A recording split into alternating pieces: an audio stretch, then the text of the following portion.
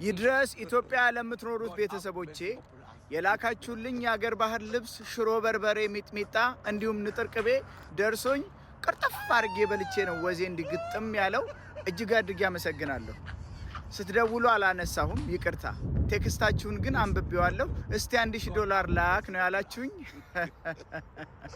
ይቅርታ አልክም፣ ሶሪ አልክም። $1000 ማውጣቴ ካልቀረ እዚህ እኔ ድርቆሽ ገዝቼ አልበላምን? ሚጥሚጣ አለ እኮ እዚህ፣ ንጥር ቅቤ አለ፣ የጫካ ማር አለ። ይገርማችኋል። ኩበት አለ እዚህ። ይሄ ኩርንችት ሚስማር ሁሉ ሳይቀር አሜሪካ አለ። እኔ እኮ ላኩልኝ ያልኩት ለኢኮኖሚ እንዴ እንግባብ እንናበብ እንጂ